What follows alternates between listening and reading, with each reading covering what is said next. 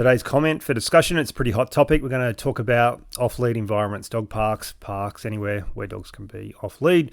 This was a comment that was put under a video I did on dogs with reactivity, leash aggression, and talking about different strategies to give yourself space. So one of the biggest issues we have when we're dealing with these sorts of problems is people rushing up to you with their friendly dog and that then creating all sorts of problems and issues for you. So I had a few suggestions of what you can do to make sure people give you space, with a bit of a joke on the end of that video. And the comment this person wrote was, and perhaps decide not to take a reactive dog into a designated lead-free zone where many very sociable dogs bounce around and play zoomies with their canine buddies. So, very fair comment. This is a good comment for discussion for a range of reasons, but the comment in itself makes sense. If you've got a dog that struggles with other dogs, is reactive, which is a very loose term, it's an umbrella term, it doesn't really explain much, then be careful about the environments that you go into. So that's a fair enough response in itself, but there's a few things I want to discuss. So the first thing I want to mention is reactivity is a huge umbrella term that means almost very little, just that the dog reacts in a situation. The spectrum is huge and wide for that topic. Dogs can present in all sorts of different ways. What we really want to do is channel down, work out what the emotional driver is and what's actually triggering the dog and causing the dog to explode, typically on lead. The other part of that is that dogs that explode on lead are often fine off lead. So I run a dog daycare in Melbourne run by trainers, and I have dogs in there that are some of the best behaved dogs in the building, off lead in our pens, managed by the team during the day. If those dogs walk past each other in reception on lead, they'll explode and fight. So the behavior and difference on and off lead is completely different. So you can't really use it in that example.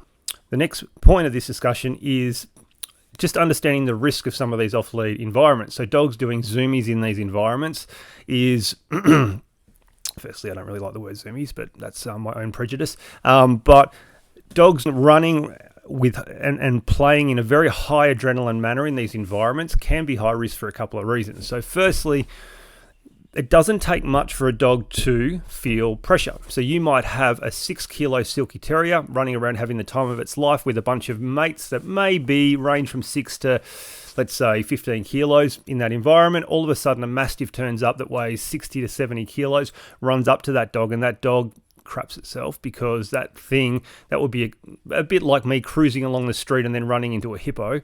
I would be defensive very quickly. So then whose fault is it at that point in time? So is it the silky terrier that is reactive at that point in time, or is that dog in a situation where it's just become overwhelmed because there's a real issue with sort of power to weight ratio with these dogs? Now, this commenter, the person who made this comment, actually had a really, really good response and a very educated response. So they actually go to a park where they have very known people and known dogs, and they are very observant and they manage that space exceptionally well.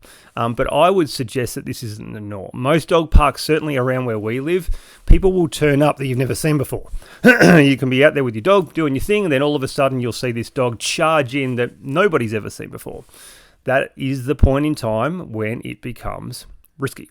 So one of the reasons that we can actually manage dogs safely in our daycare environment is firstly because we pair them well, so we have controlled spaces. And second to that, if we've got an issue, it's only ever so many meters away. So one of the issues with these very open spaces, if you've got pressure building, so you can see a dog being put under increased pressure, then the time it takes you to get there can take quite a while. Not only that, sometimes you can't get there. The dogs just keep running and moving away from you at a distance because it's not a controlled space.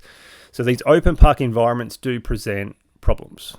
So how should we approach these environments? So firstly, stay near an exit and entry point, a corner of the space if you can, so you can see who's coming and going. Try and meet up there with people that you know, dogs that are compatible with your dog. People are going to go to these environments. Your dog can absolutely have fun in these environments, but you want to manage that space very carefully. Be very cautious of new people coming in with dogs. You don't have to make a big deal out of it, but you want to be very, very observant. As trainers, we tell people not to go near dog parks.